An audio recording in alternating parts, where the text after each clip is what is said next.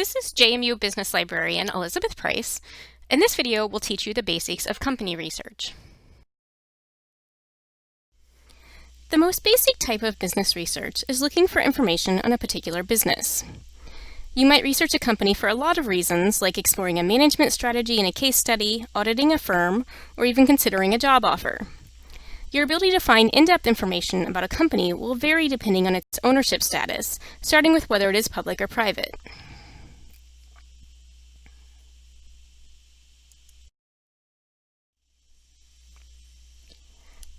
Public companies issue shares of stock that represent an ownership interest. These are traded on an exchange such as the New York Stock Exchange or NASDAQ. Each company will choose a unique combination of letters called ticker symbols that are used to place trades.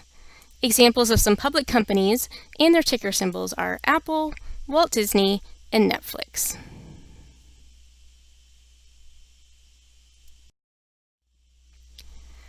As public companies, firms are required to report specific information to the U.S. Securities and Exchange Commission, or SEC.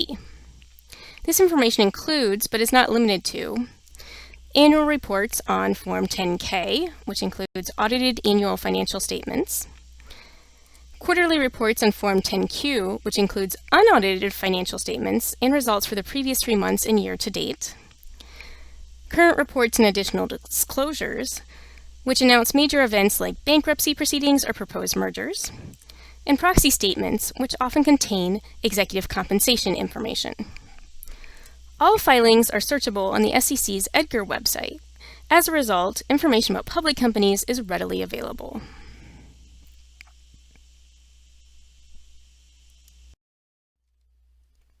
In contrast, privately held companies are owned by the founders or a small group of investors. Examples of private companies include Hallmark cards, Sheetz gas stations, and New Balance sneakers.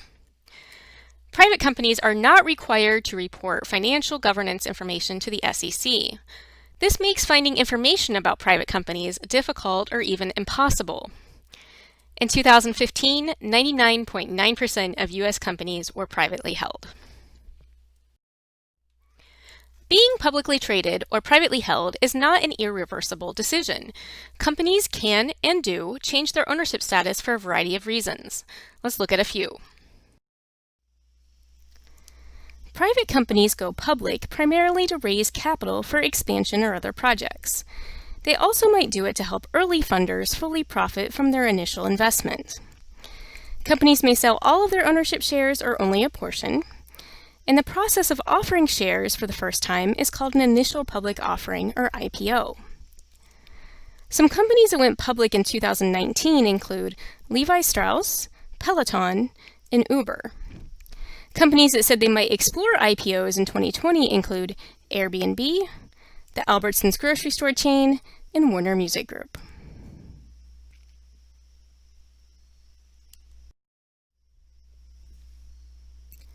Reasons that a public company might be taken private include emphasizing long-term priorities like research and development, overhauling company structure, or paying off debt, or eliminating the costs of adhering to compliance and administrative rules. Some companies you'll recognize that have gone from public to private include Burger King, Dell Computers, Krispy Kreme, and Panera Bread. Investopedia notes that both Burger King and Dell are now being publicly traded again after a period of being delisted. Filings remain freely available after a public company is taken private. If filings for a company stop suddenly, investigate whether it's recently switched status.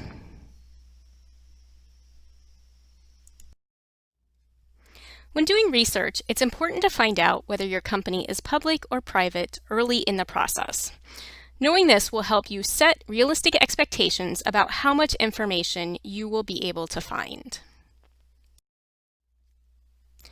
An easy way to determine a company's status is by reviewing its entry on Wikipedia. As shown on this slide, you can see ownership status listed next to type in the entries for Nike, a public company, and from Hilton Hotels and Resorts, a private one.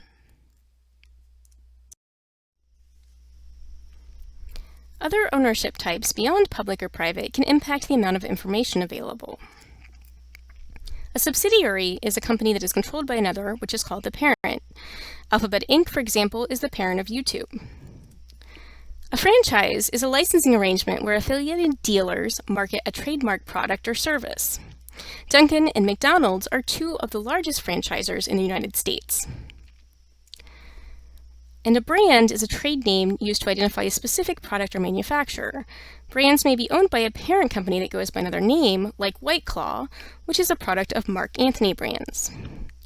Financial data for subsidiaries, franchisees, and brands usually are reported up to the parent company, franchisor, or brand owner. The parent company isn't required to break down the data in its annual reporting. This is true even when the parent is a publicly traded company like McDonald's.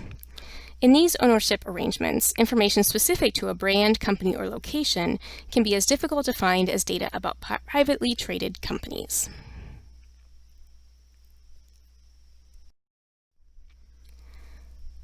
When researching companies that aren't publicly traded, you will feel thwarted by information gaps.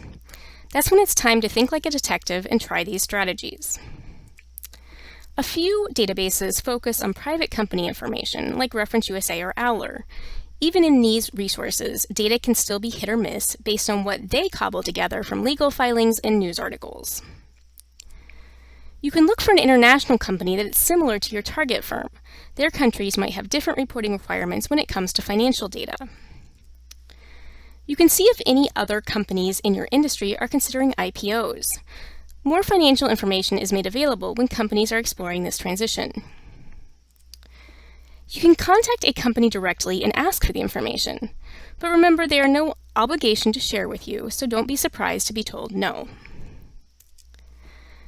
Frequently, researchers who are unable to find financial information about a targeted company are forced to use a surrogate or proxy firm to estimate financials. BizMiner and Dun & Bradstreet are two vendors that do this. While this video highlights how to find information about companies, it rarely makes sense to zero in on one firm so thoroughly that you ignore trends affecting similar businesses, known as your industry, or to overlook changes in how consumers interact with the goods or services that you provide.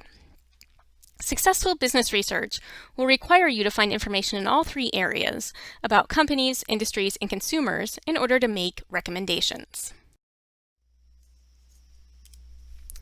Let's review what we've covered. Company ownership will determine how much information is available. Public or private ownership isn't a one-way street. Companies can and do change their status. It can be complicated to find information about subsidiaries, franchises, and brands. And companies aren't operating in a vacuum. Remember to gather information on relevant industries, including competitors, and on markets too.